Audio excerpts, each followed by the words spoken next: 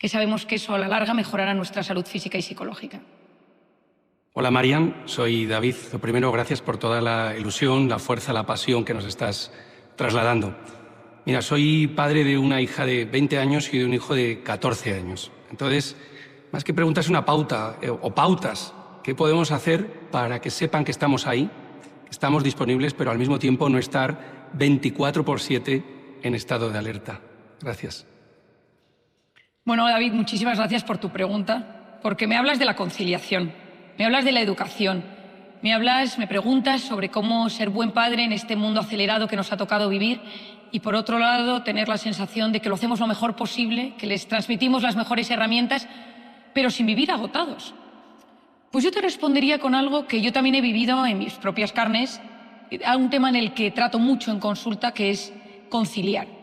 La conciliación es un reto, no es fácil, y nos lleva a saber elegir sin culpa, a saber renunciar sin culpa. En los últimos años nos llegan a través de las redes, de información, un exceso de información sobre cómo ser buen padre, conectar con tus hijos, la adolescencia, aprender a sacar lo mejor de ellos, la psicología positiva en la educación. Por otro lado, uno quiere crecer profesionalmente, uno quiere cuidarse, hacer deporte, comer saludable, y uno se da cuenta que no llega. Es decir, conozco a muy poca gente que te diga, pues yo llego a todo perfectamente, a mí no me cuesta nada. Yo tengo mis hijos, mi trabajo, en mi trabajo estoy feliz, con mis hijos feliz, me cuido, hago deporte y encima no me cuesta nada. Duermo perfectamente 8 horas del tirón, tengo una alimentación saludable, mis hijos nunca se quejan de nada en casa y en el trabajo mi jefe está encantado conmigo. Yo eso no lo conozco. Si hay alguien así me encantaría conocerle para saber cuál es su método o cuál es la ecuación de su vida. Cuando llegó la pandemia, yo estaba embarazada de mi cuarto hijo y nació durante el confinamiento. El mayor tenía 5, el segundo 3, el tercero 1 y el pequeño que acababa de nacer. Y yo colapsé, yo no llegaba. Yo intentaba ayudar como psiquiatra durante el confinamiento, ayudar a mi manera, intentar divulgar, intentar a mis pacientes no abandonarles en ese momento. Intentaba cuidarme, acababa de tener un bebé, intentaba que mis hijos comieran más o menos bien y me di cuenta que era absolutamente imposible. Lo pasé mal, sufrí y un día me senté con una cartulina delante en la mesa de mi casa y empecé a apuntar todas las cosas que yo quería hacer, que me apetecía hacer más o menos bien. Cuidar de mi marido, cuidar de mis hijos, cuidar de mi salud, seguir divulgando, estudiar, contestar los correos que me llegaban. Y salieron como 30 cosas. Entonces me di cuenta que era absolutamente imposible, sobre todo con un niño que había que alimentar, el pequeño que acababa de nacer, y me di cuenta que la clave de la vida era aprender a renunciar sin culpa, sabiendo elegir lo mejor en cada momento. Me parecía imposible, porque yo misma aprendí a decir que no. Yo no sabía decir que no. Yo pensaba que la clave de la vida era intentar ayudar a todo el mundo siempre que pudieras y hacerlo todo lo mejor posible. Y me di cuenta que había épocas de la vida en el que había que renunciar a ciertas facetas, ciertas cosas que nos gustan, en pro de otras que son más necesarias. A veces son momentos de la vida, otras veces son semanas de la vida, otras veces son días y otras veces son años. Lo primero de todo es saber que para estar bien con alguien, con mis hijos, yo tengo que estar bien conmigo mismo. Esta frase la repito yo en muchos momentos y con muchas circunstancias. Para estar bien con mis hijos, tengo que saber que ellos tienen momentos de su vida donde la presencia del padre o de la madre o de los cuidadores es más importante y hay otros momentos en los que lo que es necesario es tener conversaciones interesantes, que ellos sepan que estamos ahí. No es la misma presencia cuando es un bebé, cuando son niños de 2 años, que cuando empiezan con las extraescolares, que cuando es la adolescencia. Es decir, cambiamos, nuestra función de padres también se va moldando a cómo ellos se van haciendo mayores. Y aquí entraría con varias ideas importantes. La primera es un concepto que a mí me ha ayudado mucho en mi vida personal y que yo lo empleo en consulta. Y de hecho sale en mi último libro, en el Recupera tu mente, reconquista tu vida. Le dedico un capítulo a esto, lo que denomino la batería mental. Es un concepto. Nosotros tenemos la corteza prefrontal, que es la zona de nuestro cerebro que nos ayuda a conectar, a resolver, a prestar atención, a ser capaz de gestionar mis impulsos, mi impaciencia, mi irritabilidad. Una zona muy importante. Nosotros durante muchos años hemos pensado que la corteza prefrontal, la atención, es una pila eterna, que uno puede estar trabajando 24 horas delante del ordenador y que uno debería funcionar 24 horas delante del ordenador porque hace deporte y come bien. La realidad es que esa pila, yo la llamo la batería mental, a lo largo del día se va desgastando. Uno duerme 8 horas, se levanta fenomenal. Imaginemos que tiene la pila al 100%, al 95%, porque 100% pues pasa menos veces al año. Se levanta con el 90-95% de la pila, coge el coche, el autobús, el metro, va a trabajar la pila empieza a bajar. El tráfico, los gritos, llego tarde, se ha estropeado el metro, el autobús no llega. Es decir, las múltiples variables que van sucediendo. Llego al trabajo, tengo una discusión, viene mi jefe, un compañero, no me da tiempo de comer bien, como mal, no me sienta bien. Y de repente llego a casa a las 6, 7, 8, 9 de la tarde. La batería está en menos del 20%. Una de las cosas que yo digo, simplificando, es que cuando mi batería está en menos de un 20%, sale mi peor versión. Abro la nevera y ya no me apetece brócoli, lógicamente, y ya me apetece pues ese hidrato de carbono con sal y azúcar poco saludable o pedir comida a domicilio. Estoy más irritable, estoy más impaciente, más sensible, con menos capacidad de hablar. Es decir, los nuestros viven nuestra peor versión. Llegamos a casa y se encuentran con gente agotada, con padres agotados, porque durante el día hemos ido resolviendo todo lo que había que resolver y cuando llegamos a casa intentamos que nuestros hijos vean a nuestra pareja, marido, mujer, esposo, esposa, pero claro, cuesta porque hay que hacer el doble, el triple de esfuerzo para conectar con ellos de la mejor manera. Pero son sus gotas de padres, son sus momentos de padres. Y por eso muchas veces tenemos que cuidarnos y decir, tengo que llegar a casa no tan desfallecido. Porque cuando llega mi hijo, a mí me pasa, llegan mis hijos y me quiere contar cada uno el cole, los goles, lo que ha pasado con cada uno de sus compañeros. Les gusta que les cuente cuentos por la noche y yo me di cuenta de lo que era la batería en mí. Yo tengo muchísima imaginación y me tumbo en la cama y les cuento aventuras fantásticas y mezclo historias y personajes de cuentos, desde Obélix, Aladín, cuento todo tipo de historias. Y había veces que me tumbaba en la cama y tenía que tirar de los 3 cerditos. Es decir, no había imaginación. Yo que tengo una imaginación, yo decía... Y entonces me decía, mamá, los 3 cerditos, ¿no? Pero no había más, o sea, no había capacidad de inventar nada. Es decir, esa pila estaba en el 0,5%. La conciliación consiste en entender cómo soy yo con ellos, cómo soy yo capaz de demostrarles afecto, cómo son cada uno de ellos. No son iguales los hijos que tenemos. Tengamos 1, 2, 3, 4, los que tengamos. Cada uno requiere un momento de conexión. Tiene una sensibilidad diferente, tiene momentos donde de repente abren ese canal de comunicación y hay que pillarlo al vuelo.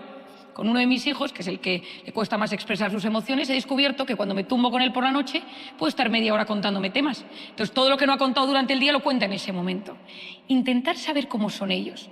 A veces será ir a realizar actividades, ir a ver un concierto, ir a tomar algo a un bar, a una terracita, llevarlos a una librería, a una biblioteca. Es decir, vivir experiencias con ellos, en el caso de la adolescencia funciona muy bien, porque te hablan si tú te sientas a solo y les dices, cuéntame cómo estás, probablemente les cueste mucho más expresar que si es realizando una actividad. Pero como padres tenemos que saber que no siempre estamos al 100%. No nos podemos culpabilizar constantemente. Uno de los temas que he intentado divulgar más este año es la culpa, sobre todo con la madre, con la maternidad. Porque las mujeres hoy en día, al trabajar, pues muchas veces nos cuesta conectar como nos gustaría con nuestros hijos. Y somos plenamente conscientes de que ven una facción, una faceta de nosotras mismas cansada, agotada, irritable y nos sentimos culpables. Deberíamos estar en la función, deberíamos haberles hecho pues el disfraz, pero nos cuesta llegar a todo, porque nos cuesta llegar a todo. Y a veces lo que hay que pensar es, ¿dónde puedo renunciar un poquito? ¿Dónde puedo fortalecer? Hay épocas de la vida que estaremos más pendientes, menos, y saber que es un equilibrio, son unos malabares. Y que yo utilizo mucho la corteza prefrontal para decidir que hay épocas a las que esto no llego, y no se llega, porque no se puede llegar a todo. Pero que no suspendamos en nada, que no suspendamos en cómo nos cuidamos, en cómo cuidamos a nuestra pareja, en que no suspendamos en nuestro trabajo, en que no suspendamos cómo cuidamos de nuestros padres si es que viven. Es decir, no podemos estar en 10 en todo. En 10 como padres, en 10 como hijos, en 10 como trabajadores, en 10 como mi salud, mi sueño. No podemos. Pero que seamos conscientes de qué variables van teniendo nuestras vidas. Y para ello tenemos que parar, tenemos que reflexionar, de vez en cuando decir, uy, la vida me está comiendo y de repente ha pasado este año y no me he dado cuenta que mis hijos se están haciendo mayores, los veo distantes, están enganchados a los móviles, estoy distanciado de mi pareja porque me he enfocado tanto en los niños o acaba de nacer un bebé y de repente no tengo comunicación con mi pareja. Es decir, de vez en cuando no tener miedo a frenar, a analizar en qué punto estoy de mi vida, a darme cuenta de que quizá en ese momento tengo que renunciar a una faceta. Hay gente que le encanta el deporte, gente que tiene demasiada vida social, gente que viaja mucho, gente que dedica mucho tiempo quizá a cosas que le impide pues, enfocarse en lo importante. Es un reto, no hay una respuesta perfecta, pero mi opinión es saber cuáles son las facetas más importantes de mi vida, saber elegir sin culpa, saber renunciar sin culpa y dedicarles todo lo que podamos de tiempo es una vacuna para su salud física y psicológica. Hola Marian, un placer conocerte hoy en persona. Estoy feliz de compartir estos momentos contigo. En la actualidad todo el mundo habla del bienestar, del estar aquí, el ahora, y es como un mantra de bienestar. Pero creo que es bien difícil el estar aquí y ahora, porque es como se te vienen recuerdos de anteriores, nostalgias. ¿Cómo haces tú, María?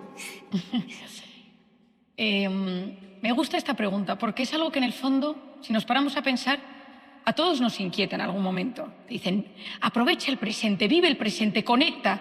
Y tú estás intentando disfrutar, vas a un sitio, estás en una escena maravillosa, en familia, con gente a la que quieres y de repente ahí te entra una nostalgia, te acuerdas de algo del pasado, echas de menos a alguien, te entra un miedo. Otro día me contaba una paciente que estaba en una situación idílica, se fue con su familia al campo, entonces llevaron unos picnics, había un riachuelo, no hacía ni frío ni calor, una persona había llevado la guitarra, empezaron a tocar la guitarra, entonces todo el mundo algunos empezaron a bailar, es un ambiente y de repente ya empezó. ¿Y si alguno enferma? ¿Y si esto no lo podemos replicar? Mi madre le encantaría estar aquí, falleció hace 2 años. Mamá, ¿me estás viendo? Se le empañaron los ojos, se empezó a acordar de la madre, que no le dijo a la madre todo lo que le quería al final de la vida, que no la cuidó. Y entonces en un ambiente maravilloso, ella lloraba, su marido no entendía qué pasaba porque entonces ella decía que lloraba de felicidad porque no quería enturbiar el ambiente, pero el marido que la conocía decía, mira, a ti te está pasando algo. Y dice, es que no le dije a mi madre lo que la quería antes de morir. Y el marido le dice, ¿ahora? ¿Te has acordado en este momento? ¿Pero qué ha pasado para que te hayas acordado ahora? Entonces ella vino a verme a la consulta y me dijo, Marian, ¿por qué me pasa eso? ¿Por qué en los momentos en los que de repente todo está relativamente bien, mi cabeza me trae pensamientos, recuerdos, nostalgias del pasado o miedos del futuro?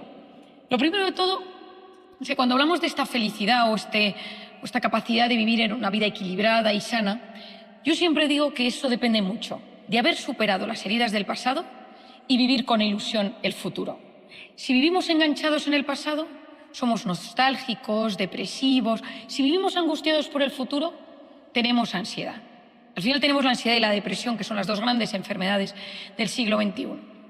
Es verdad que la clave de la vida consiste en conectar con nuestro presente de la mejor manera posible. Es decir, las pequeñas alegrías, los pequeños detalles. Pero suceden varios factores. Lo primero es que nuestra mente no siempre la podemos controlar. Y hay cosas que de forma subconsciente nos recuerdan. O sea, ¿a quién no le ha pasado? Hay cosas que se entienden muy bien. Uno de repente está en un sitio maravilloso, decía el otro día una paciente mía que se fue a Italia, entró en una tienda, estaba feliz y en la tienda había un olor, pues una tienda de perfumes, que le recordó a su abuela. Y entonces de repente se fue a su pasado, ¿no?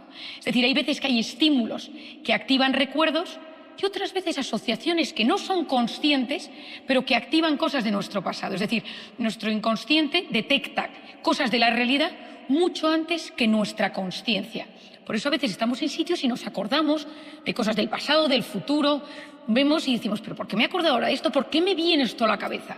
La neurociencia ha avanzado mucho en estos aspectos y se está viendo que lo inconsciente va más rápido, lógicamente, que nuestra corteza prefrontal, que es la que nos ayuda a decir, esto es por esto. Pero en unos años entenderemos mucho mejor cómo funciona. Pero mientras tanto, ¿qué herramientas funcionan? Mientras tanto, ¿qué herramientas son las necesarias para conectar lo mejor posible con el presente? Nos ha tocado vivir un presente acelerado, hiperestimulado. Yo suelo decir que le hemos metido fast a la vida. Los audios 1.5, punto 2. Yo hablo rapidísimo en los audios para que nadie le ponga el punto 1.5. Quiero que la gente escuche el audio con todo lujo de detalles. Y cuando le metemos el fast a la vida, nos enteramos del grueso, pero perdemos los detalles. Y al final la felicidad está en los pequeños detalles. El fast love, el fast food, la fast life, la aceleración a todo. Porque parece que lo importante es consumir mucho, sin reflexionar sobre lo que estamos consumiendo. Esto para mí es un gran diagnóstico del siglo XXI. Le hemos metido esa aceleración a todo. Entonces, con ese FOMO, el fear of missing out, el miedo a perderme las cosas, hay que vivir constantemente conectados, acelerados, a base de drogodependencia emocional, es decir, necesito sentir y necesito saber constantemente lo que está pasando en mis amigos, en Instagram, en TikTok, en las páginas de noticias que cada uno lea. Es decir, es imposible estar al día de todo y a la aceleración que lo estamos consumiendo. Consumir rápidamente, sin reflexionar, sobre lo consumido. Qué tema tan importante hoy en día. Por lo tanto, acelerados, no podemos disfrutar de los pequeños placeres del día. Si uno va a un restaurante un día y se pide una carne riquísima con una salsa con setas deliciosa, le ponen un maridaje con el vino, tiene un pan que han hecho en el propio restaurante con aceitunas, sé que te ponen el aceite para mojarlo, todo eso delicioso. Pero si tú te lo tienes que comer en 3 minutos cronometrado, tú sales sabiendo que había un pan, que había un trozo de carne que no has identificado cuál, el vino no has sabido identificar también si era bueno, malo o intermedio, has sabido qué has comido, has podido identificar el producto, pero no lo has saboreado. Por lo tanto, una vida acelerada es una vida que no se saborea. Y la felicidad está en ese presente, en que haya momentos en el que yo le ponga freno a la vida, en el que yo diga, un momentillo, lo voy a disfrutar, sin estímulos externos. Es decir, ¿cómo? ¿Y cómo? ¿Y cómo? Sin estar contestando mails, sin estar como con 1000 temas, y estoy comiendo. Veo algo y contemplo. Qué importante es la contemplación. La contemplación es mirar lo que hay fuera con ojos nuevos. Es decir, de hecho, hoy en día se está recomendando la contemplación como un método de fortalecimiento de la corteza prefrontal. Incluso los holandeses han ido más lejos y hablan del niksen, que es no hacer nada, sin culpa. De repente me siento y estoy 10 minutos, no hago nada. El otro día he decidido introducirlo en mi vida como puedo, el no hacer nada sin culpa. Entonces a veces, lo he hecho 3 veces, me siento en un banco y observo. Entonces no hago nada, simplemente observo, freno, bajo y a ver qué sucede. Lo único que hago es un poco intentar respirar profundamente. Y otro día estaba esperando en la parada del autobús del colegio de los niños, llegué con 10 minutos, entonces me senté en un banco cerca de la parada y dije, bueno, a no hacer nada. 10 minutos, nada, ni siquiera nada, simplemente observar. Entonces vi unos ancianillos muy mayores con bastón cruzar la calle, cómo él la ayudaba a ella a cruzar, me pareció una ternura la escena. Entonces agradecí tener la oportunidad de veros, esa sensación de agradecimiento que yo lo uso mucho para conectar con el presente. Y de repente un tipo se me sienta a mi lado en el banco y me dice, uy, doctor, aprovechando que estás sin hacer nada, quería consultarte que tengo ansiedad. Tengo como taquicardias todo el día y digo, mira, es que estoy en mis 10 minutos de no hacer nada sin culpa. Y me dijo con mucha gracia, pues entonces volveré en un momento que estés haciendo algo. Pero en condiciones normales habría atendido a este tipo del banco, pero en ese momento había decidido hacerme violencia para frenar. Hoy en día, acelerados, tenemos que hacernos violencia para poder frenar y conectar con ese presente, no las 24 horas del día, sino que haya instantes a lo largo del día, de la semana, en el que yo de repente digo, pues estoy aquí con mi hijo, con mi pareja, con mi madre, la he ido a ver. Me decía otro día una paciente, ahora voy a ver a mi madre a la residencia de ancianos y aunque sé que no se entera y no se acuerda de muchas cosas, le acaricio las manos, le cuento algo de mis hijos y que ese rato, que ella note que yo estoy frenando para mirarle a los ojos. Parte de disfrutar del presente es cómo miro la realidad.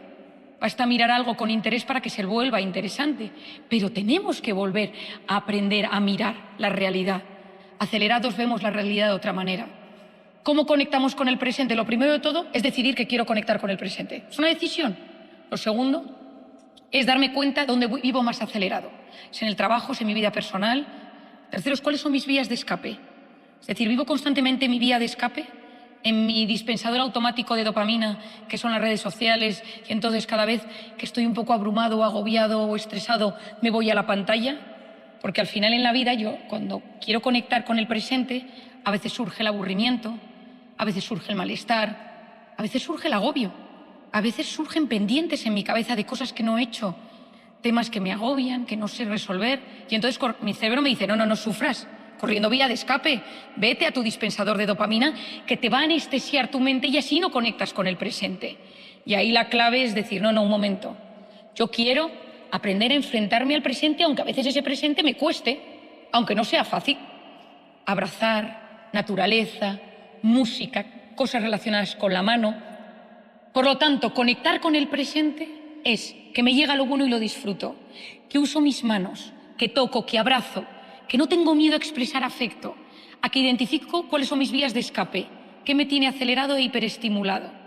Y vuelvo, pues quizá a veces es si tengo una mascota, si tengo un perro que genera oxitocina, por lo tanto me ayuda a conectar, que sea capaz de disfrutar y que a veces cuando me vengan esos pensamientos del pasado, del futuro, los veo, los recibo y los dejo pasar y sigo con mi presente. Si es algo importante,